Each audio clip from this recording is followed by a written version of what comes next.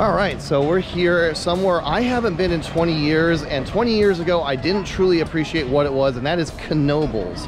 This little amusement park in the middle of the mountains in Pennsylvania that I used to come with my family because they lived like 25 minutes away, super easy to get to. Didn't think much of it back then, but they actually have the #1 rated wooden coaster here, along with another incredible wooden coaster so you got Phoenix, you got Twister, a bunch of really unique things, and a bunch of things that have been added since I haven't been here. So I'm super excited, and I don't know, I'm excited to truly appreciate this park compared to when I used to come here about 2 decades ago.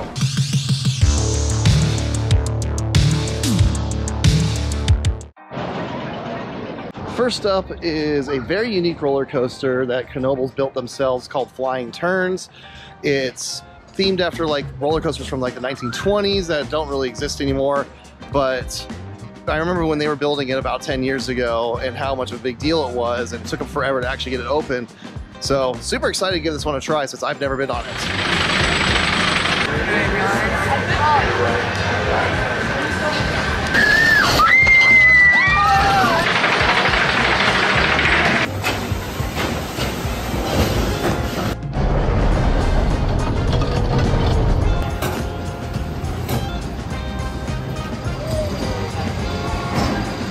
All right, we just waited a very lengthy amount of time for Flying Turns. Almost called it Flying Aces, but no, Flying Turns, which is very unique.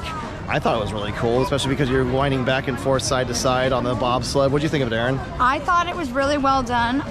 Having been on a real bobsled in France at a ski resort, and having been on another bobsled type coaster in Parc Astrid, I thought it was really well done.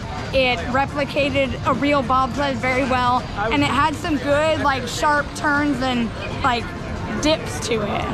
Yeah, I thought so too. That was pretty awesome. Probably the only time we're gonna ride it today, just because it is a long line and the capacity is so low. But next we're heading to the Phoenix, what is apparently the best wooden coaster in the world. I have ridden it before 20 years ago. I don't remember it at all, so we'll see how it is.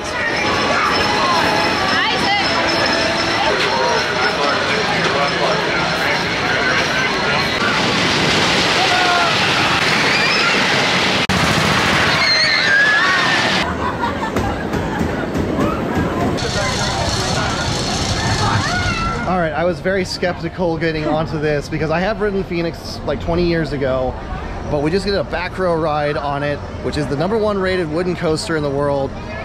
Did you think it lived up to that reputation, Erin? Yes, yes. Even definitely. more than the Voyage. We did this a few weeks ago. Yes, the Voyage was longer, but this is the first and only ride where I can say the ride pushed me so far out of my seat that I was literally standing as the ride went on. Yeah, that was those insane. buzz bars were insane. I can't believe they have those on this thing. I would not put the Voyage ahead of this personally, but it is very good. It is at least a top 3 Woody for myself.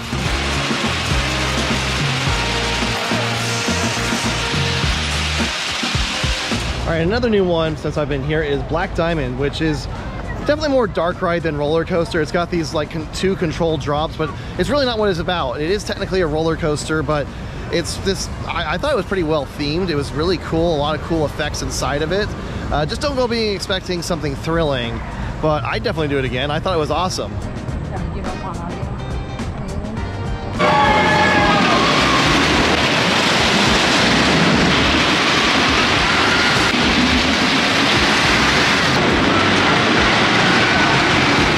Just got done with Twister, which another one I've done before, but once again, been 20 years, so I didn't remember it that much. What did you think of it, Erin, first of all? I liked it. I liked that it focused more on like the turns and the force from the turn over like airtime. There was a few moments of airtime, but I liked the force pulling you one side to the other side. Yeah, it's a great layout. I do personally, at least I prefer Phoenix over this one. I mean, Phoenix, I think I might have my #2 wooden coaster overall, but this was still a phenomenal coaster. Yeah, they're close. I think Phoenix might be a little bit higher just because that airtime was absolute insanity, but this one was very well done. I do have to say, their wooden coasters are smooth as glass. It's pretty impressive how well absolutely. They do an incredible job keeping them as smooth. One thing they don't do as well is I've noticed their big wooden coasters are on one train. I don't think it's a coincidence with the maintenance. I think they're just cost cutting, which is a little disappointing to see. But regardless, it's not terrible weights. It just could be a lot shorter.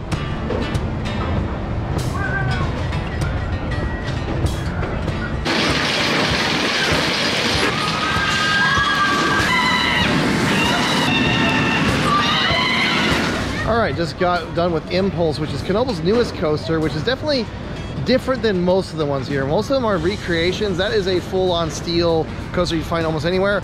I mean, it was unique. Vertical lift hill and a beyond vertical drop. Pretty good. I enjoyed it. That was actually credit $199, which means tomorrow at Hershey Park, I'll be hitting my milestone 200th roller coaster. We'll see which one it ends up being, but overall, got done with all the roller coasters here. Got a few other things to ride, but we'll enjoy the rest of the day in the park.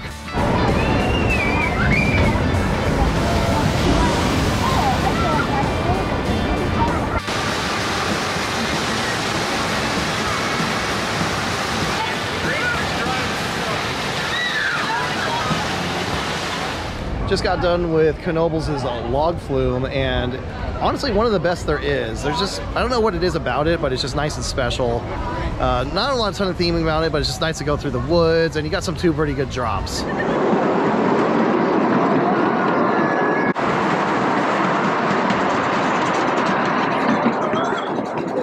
Something unique is the fact that they have these actual legit houses right next to everything. It's just, this park is so unique. I know I've said that many times, but it's so bizarre.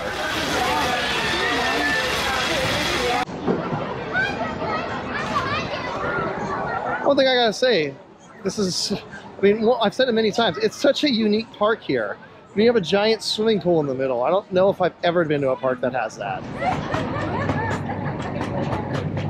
So yeah, one of the things that's really cool is they've got this train that goes through everything, not only through the woods, but it'll actually go through Twister as we're going up right here.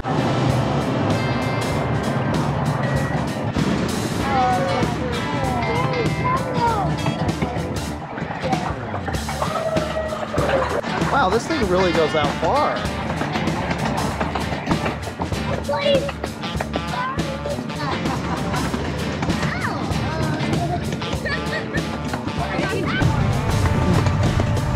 Wow, this train really goes all way out here.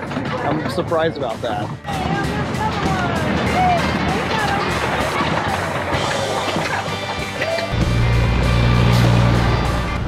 This park has so much unique food. Right there you would think those are chicken nuggets, but nope, that's fried alligator.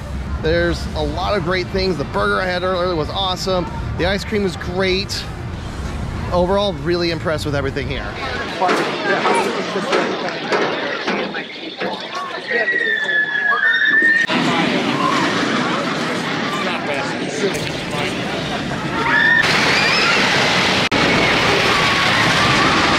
So just ended the night while getting 3 rides in a row on Phoenix, as they did actually kept the line open just a little bit longer past closing, which was great. So we got 5 rides total. I definitely have to say back row is the best by far. The ejector there is insane. That thing is truly legendary. But overall with the park, I think we're gonna come back in a few days. This park is pretty amazing. Like I've been saying, it's just so unique. Just walking around, we're just gonna come and maybe do a few rides and get some food. The food's outstanding. The rides are also unique. I definitely need to make sure it doesn't take me another 20 years to come back here.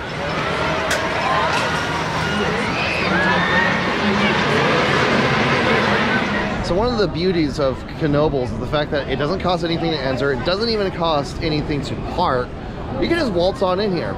You can just, what we're doing is we're maybe gonna ride like one ride, might get a ride on Phoenix and pay tickets for it. And then in reality, come here, grab food, look at the shops that we didn't have time to look at last time, and just enjoy the atmosphere of Knoebels. That's one thing that's just, it's such a unique and fun park. We were at Hershey yesterday, and Hershey is a great park. You go look at my vlog that I have on that one in particular, when it does come out a little bit later. But it is such a good park as well, but the vibe is just not the same. And that's something that really elevates this park, where I think it's a little bit better than Hershey.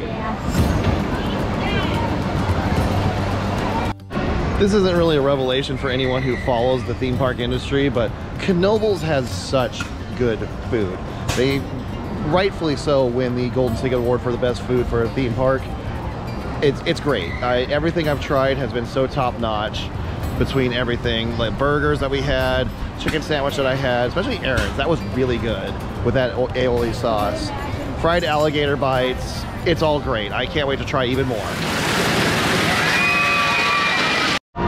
The beauty of getting being able to ride whatever you want by just buying a couple tickets, just hop on Phoenix, costs $4.50, and you get to ride one of the best wooden coasters in the world. It really does live up to that reputation. It's pretty insane. I definitely have to say it's better than anything at Hershey. It might be a top 10 coaster after getting that last re-ride. Back row, you have to do back. I've ridden there near the front and it's good, but back is absolute insanity. So I had an outro filmed from Knoebels, but because of this, the water got into the microphones and kind of ruined the audio a little bit. So we're doing it a little bit later. But regardless, Knoebels is a fantastic park. I said it many times, but it's got so much charm and uniqueness to it. The food's amazing. The roller coasters are incredibly amazing for what few they have, especially Phoenix. Phoenix is, I really don't know how it's able to operate with those buzz bars, because it legitimately is one of the few roller coasters that kind of scares me and makes me feel like I'm gonna fall out of the thing. It's pretty amazing. But after doing Hershey Park as well, I gotta say, Hershey Park's a great park, and you'll see in the vlog that's coming up next, but there's a few things lacking in Hershey. Even though on paper it should be a better park, Knoebels is just a little bit better. It is such a great park. But regardless, Knoebels is somewhere I would love to go back to again. I really don't want to wait 20 years. In 2 years, in 2026, is their 100th anniversary. Something tells me that they might have something up their sleeve for celebrating, bringing amazing rides to the middle of Pennsylvania mountains. So if you enjoyed this content, make sure you subscribe and like this video to keep an eye out for future videos just like this for new adventures. Like I mentioned, we got Hershey Park coming up next, and there might be a few other places I go into the fall. Just stay tuned.